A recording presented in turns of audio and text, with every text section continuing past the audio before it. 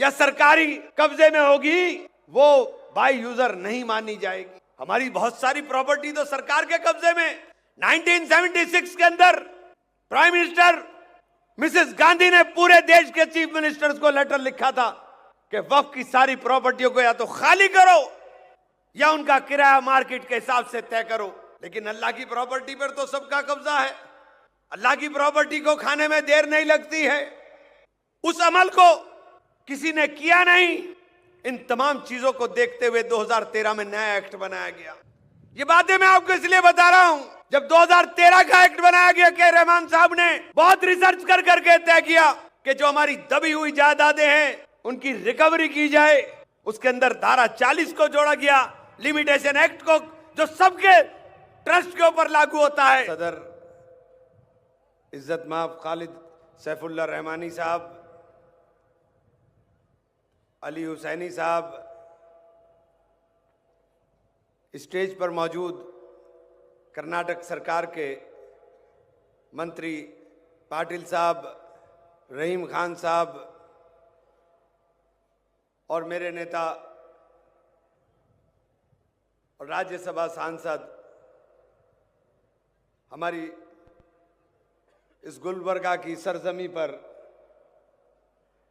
मुझे हुक्म दे करके बुलाने वाले, और मेरी खुशकिस्मती है कि नासिर हुसैन साहब के हुक्म के ऊपर मेरा यहाँ आना हुआ और ये बुजुर्गों की सरजमी को देखने का ज़र्फ मुझे हासिल हुआ। हमारे बुजुर्ग सीएम इब्राहिम साहब और यहाँ पर मौजूद तमाम मेरे मोअज़्ज़िज़ बुजुर्गों और नौजवान साथियों, महसूस ये होता है दौरे तबाही है, महसूस ये होता है दौरे तबाही है, शीशे की अदालत में पत्थर की गवाही है, दुनिया में कहीं इसकी तमसील नहीं मिलती, कातिल ही मुहाफिज है, कातिल ही सिपाही है। हमारा ही कत्ल हो रहा है और हमसे ही सवाल हो रहा है, हमसे ही सवाल किया जाता है। ये कानून लाया गया और जब ये बिल बना, नासिर साहब और हम मेंबर पार्लियामेंट की हैसियत से जेपीसी में थे, तो जो बिल ड्राफ्ट करके लाए हमने पूछा कि तुम पाकी और नापाकी का बुनियादी फर्क भी जानते हो क्या? जिन्होंने ये बिल ड्राफ्ट किया उनको पाकी और नापाकी का बुनियादी फर्क मालूम नहीं था और वो वक्फ को जानने चले। वक्फ क्या है?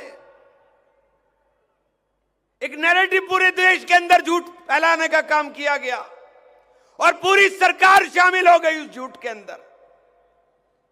जब जेपीसी में पहुंचे तो 8.5 लाख एकड़ जमीन थी, जेपीसी चलते चलते 9.5 लाख एकड़ हो गई और रिपोर्ट बनते बनते पार्लियामेंट में देश के गृह मंत्री ने कहा कि 39 लाख एकड़ लैंड है। कहां से आई ये लैंड? किसने किया ये वक्फ? और वक्फ इतना पावरफुल है कि वो किसी की भी जमीन हथिया सकता है। और कमाल इस बात का है, ये बात मुल्क का वजीर आजम जब ये कहने लगे कि ये वक्फ पार्लियामेंट भी हथिया लेता, ये वक्फ भारत मंडपम के ऊपर भी अपना हक अदा कर देता, हक देता, जता देता। अरे वक्फ इतना ताकतवर है तो फिर सरकार क्या कर रही थी? वक्फ बोर्ड और वक्फ दोनों अलग अलग चीजें हैं। वक्फ बोर्ड स्टेट गवर्नमेंट के अंडर में काम करता, स्टेट गवर्नमेंट मालिक होती थी।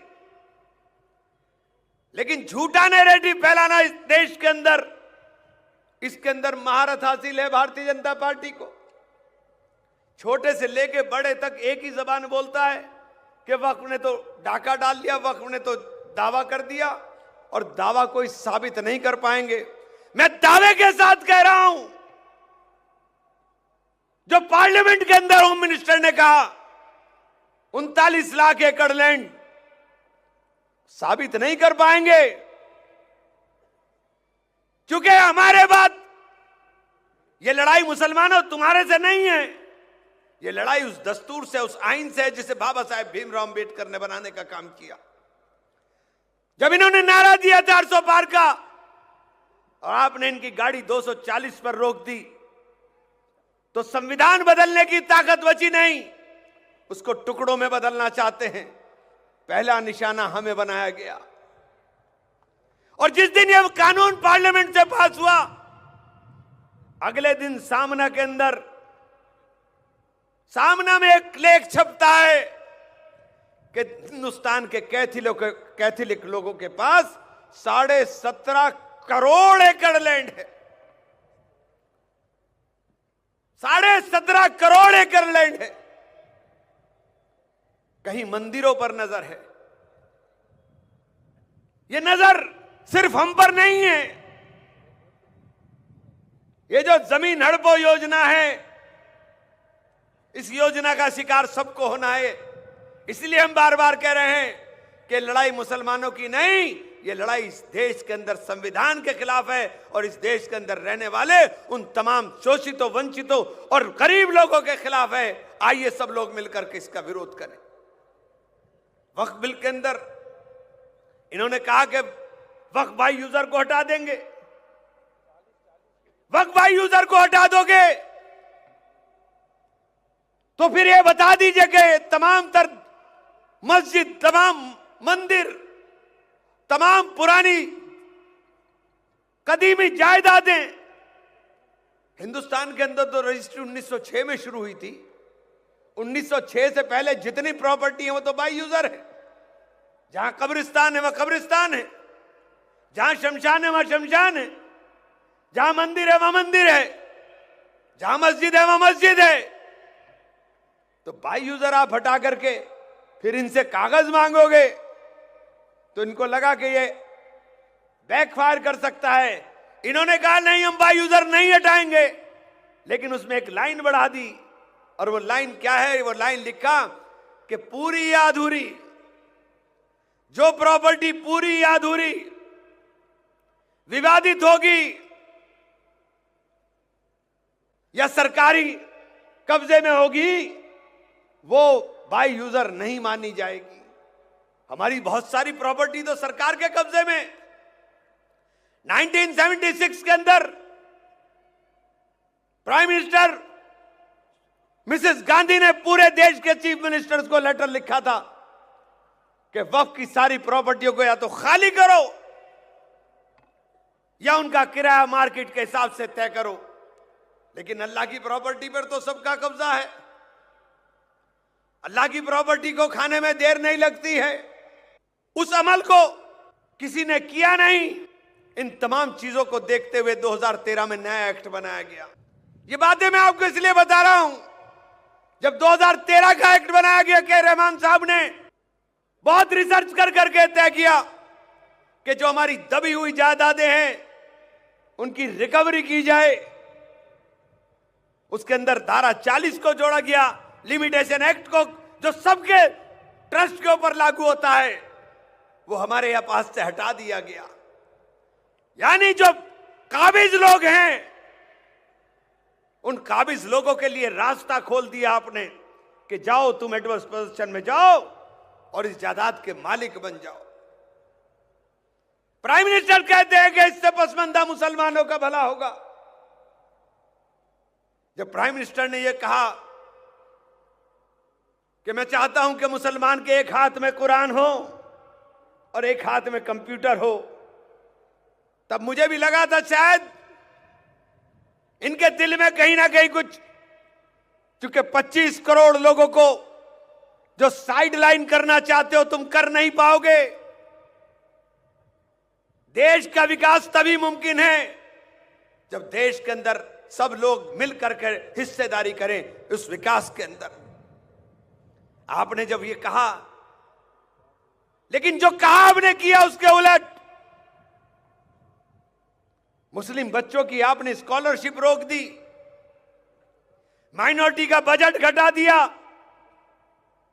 और एक यूनिवर्सिटी जो पूरी दुनिया के अंदर नाम रोशन करती है उसके पीछे मुस्लिम लिखे होने की वजह से उसे बर्बादी के कगार पर लाकर खड़ा कर दिया पिछले 10 साल में, जिसका नाम अलीगढ़ मुस्लिम यूनिवर्सिटी है। उसके लगातार फंड के अंदर कटौती कर दी। तो कलम भी छीनना चाहते हो, और जब कुरान की बात करते हो तो मदरसे के ऊपर भी तुमने बुलडोजर चलाने का काम कर दिया। जहां जहां तुम्हारी डबल इंजन की सरकारें चली, वहां तुमने मदरसों पर बुलडोजर चला दिया।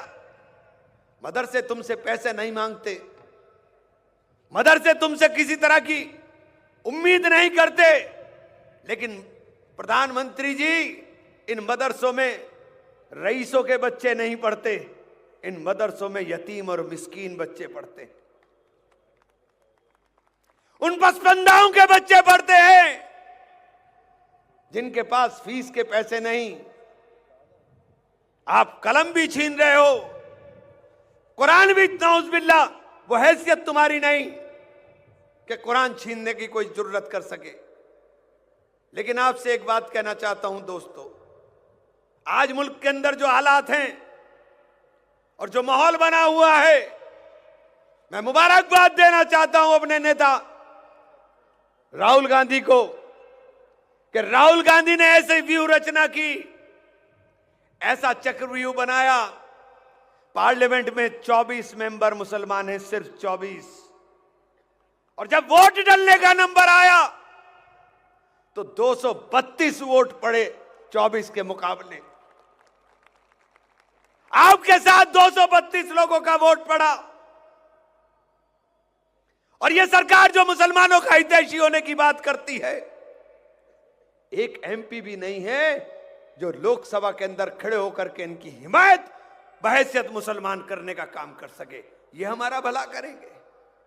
और मैंने तो कहा था, मैं एक साहब मुझे मिले, उन्होंने मुझे बताया, मैंने कहा यार हमारी तो बड़ी चिंता हो रही है, हमारी तो बड़ी फिक्र है कि हमें मुसलमानों की जमीन निकलवानी है। नासिर भाई, मैंने कहा कि 1939 के अंदर बद्रीनाथ केदारनाथ टेम्पल एक्ट लागू हुआ। बद्रीनाथ केदारनाथ टेम्पल की कई सौ करोड़ की प्रॉपर्टी रामनगर में, देहरादून में और लखनऊ के अंदर कब्जा की है। पहले उसे तो खाली करा दो, हमारी बाद में करा लेना। मैं ये बात इसलिए कह रहा हूं कि वो खाली नहीं कराई जाएगी, क्योंकि इन्हें तो कब्जा करने की आदत पड़ गई। अभी 39 लाख करोड़ हमारी, 39 लाख एकड़ हमारी बता रहे हैं, 17.5 करोड़ एकड़ कैथलिक की बता रहे हैं जी, 7.5 करोड़। और उसके बाद दूसरों का नंबर लगाने का काम करेंगे। लेकिन अभी हमारे मौलाना नदीम साहब ने कश्मीर का भी जिक्र किया था, बस मैं अपनी बात इसको कह के खत्म करूंगा कि हमसे सवाल किया जाता है बार बार, खासतौर से नॉर्थ इंडिया के अंदर, हम तो शिकार हुए हैं, हमारे भाइयों को मारा गया, 26 लोगों का कत्ल किया गया, चलो चलते हैं लड़ने के लिए, हम आगे चलेंगे, तुम पीछे चलना, लेकिन चलो तो, हिम्मत तो दिखाओ इंदिरा गांधी जैसी, कि जवाब दिया था बांग्लादेश बना करके। लोगों में हिंदू और मुसलमान की नफरत फैलाना चाहते हैं, मुसलमान को बुनियाद बना करके अपनी सियासी जमीन तैयार करना चाहते हैं। मुसलमानों, आपसे कहना चाहता हूं, समंदर में तूफान बहुत है, और तूफान का सामना छोटी कश्तियां नहीं करा करती। इशारा साफ है, लड़ाई साफ है। अब वक्त आ गया है कि सिर्फ और सिर्फ एक लक्ष्य, एक निशाना हमारा होना चाहिए, क्योंकि ये जाएंगे तो तब हम सुकून पाएंगे। सब मुल्क के अंदर ये नफरत का माहौल खत्म होना चाहिए। मैं तो मुबारकबाद देना चाहता हूं हमारे सदर मल्लिकार्जुन खड़गे साहब को कि किस बेबाकी के साथ बिना डरे हुए उन्होंने खुल करके वक्फ के लिए बोलने का काम किया।